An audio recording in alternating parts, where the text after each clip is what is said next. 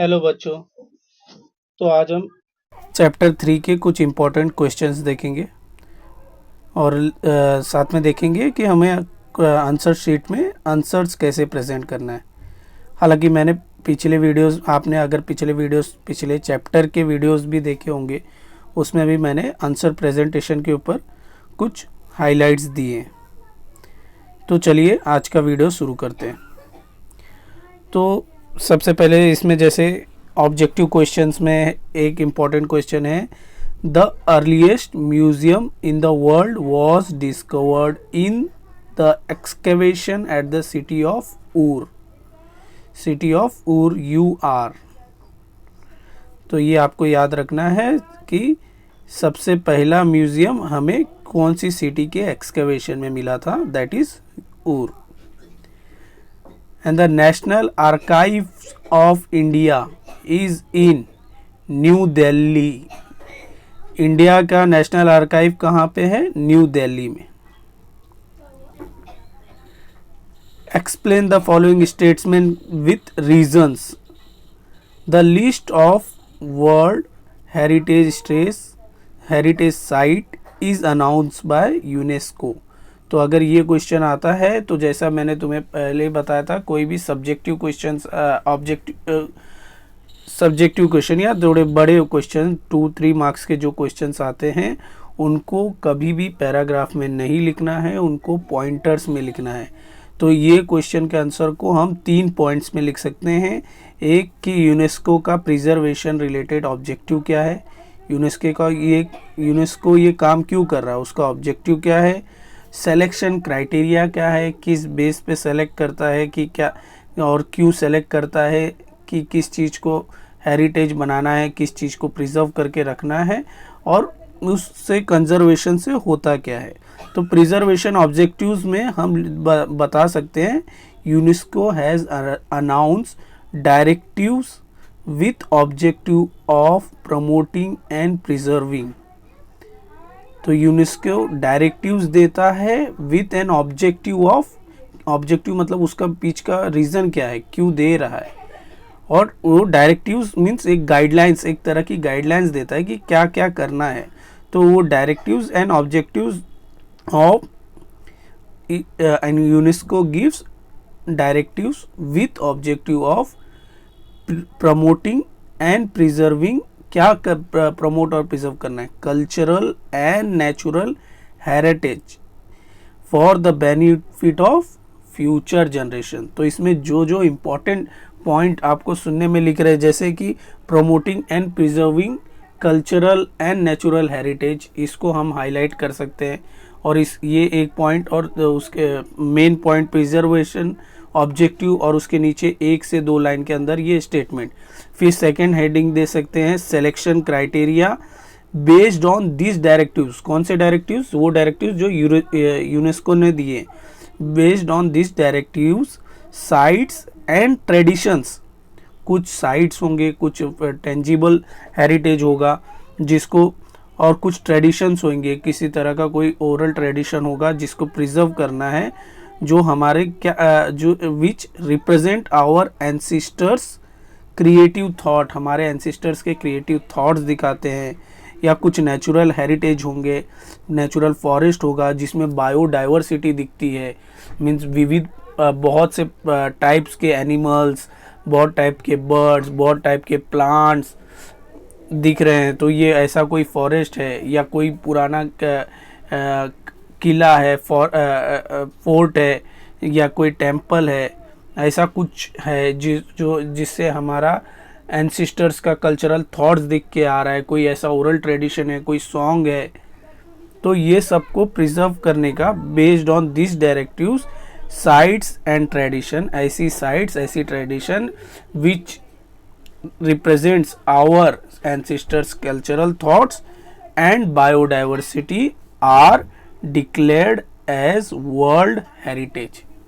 तो वो डायरेक्टिव के बेस पे किस चीज़ को सेलेक्ट करते हैं, सिलेक्शन क्राइटेरिया ऐसे साइट्स, ऐसे ट्रेडिशन जो हमारे एंसिस्टर्स के कल्चरल थॉट्स को रिप्रेजेंट करे और जो बायोडाइवर्सिटी को रिप्रेजेंट करे, ऐसे साइट्स एंड ऐसे ट्रेडिशंस को वर्ल्ड हेरिटेज डिक्लेयर किया जाता है। And now conservation, third point हम डालेंगे आंसर में, conservation. This formal declaration is essential to ensure the conservation and protection of this sites for the future. और जब हम उसको वर्ल्ड हेरिटेज डिक्लेयर कर देंगे, यानी कि ये फॉर्मल डिक्लेरेशन, जैसे ही हम उसको वर्ल्ड हेरिटेज डिक्लेयर कर देंगे, इससे इंश्योर हो जाता है कि वो प्रॉपर्टी को, वो साइट्स को, वो ट्रेडिशन को हमें कंजर्व करके रखना है, प्रोटेक्ट करके रखना है उस साइट को, उस ट्रेडिशन को फॉर द फ्यूचर। तो अब ये आंसर्स देखने में बड़ा लग रहा है, लेकिन आप देखोगे कि अगर आपको सिर्फ पहला पॉइंट ही याद है तो उसको एक्सप्लेन करने में आप बाकी के 2 पॉइंट लिख सकते हो। पहले ही पॉइंट में यूनेस्को, ये की टर्म है, आपको याद रखना है। यूनेस्को डायरेक्टिव्स देता है और क्या ऑब्जेक्टिव है, प्रमोशन एंड प्रिजर्वेशन। चीज़ों, साइट्स को, ट्रेडिशन को प्रमोट करना है और प्रिजर्व करके रखना है, और इसके लिए वो डायरेक्टिव्स देता है। और उस डायरेक्टिव्स के बेस पे कोई भी साइट, कोई भी ट्रेडिशंस को हम, जो कि हमारे एंसेस्टर की कल्चरल थॉट बताती है, हमारी बायोडाइवर्सिटी दिखाती है, उसको वर्ल्ड हेरिटेज डिक्लेयर करते हैं। और वो डिक्लेरेशन की वजह से उस साइट्स का, उस ट्रेडिशन का कंजर्वेशन होता है, यानी कि वो प्रोटेक्ट रहती है फॉर द फ्यूचर। नाउ एक और क्वेश्चन देखते हैं।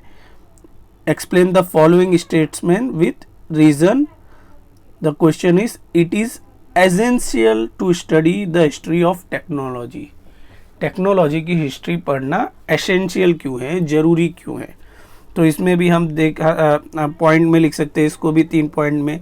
प्रोडक्शन चेंजेस पहला पॉइंट, दूसरा पॉइंट डेवलपमेंट ऑफ मैकेनाइजेशन, और तीसरा पॉइंट म्यूचुअल डिपेंडेंसी।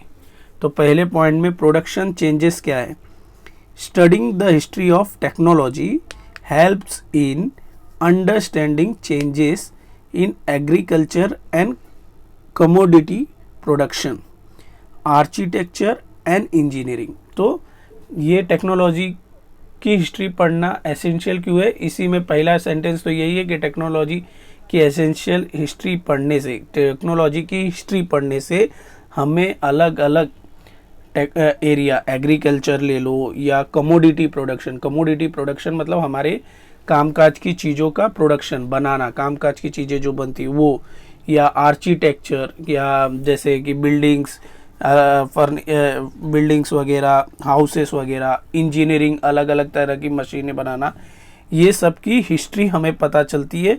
तो इसमें हमें पता चलता है कि इसमें टाइम टू टाइम क्या क्या चेंजेस आए, शुरुआत से लेके ह्यूमन सिविलाइजेशन के स्टार्ट से लेके आज तक इन सारी चीज़ों में क्या क्या चेंजेस आए।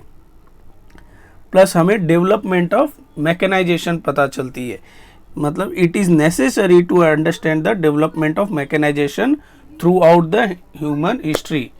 तो ये हमें पूरी ह्यूमन हिस्ट्री में मैकेनाइजेशन का क्या डेवलपमेंट हुआ, मतलब मशीन्स कैसे डेवलप हुई, ये पढ़ना इम्पोर्टेंस है। इसीलिए हमें टेक्नोलॉजी की हिस्ट्री पढ़ना ज़रूरी है।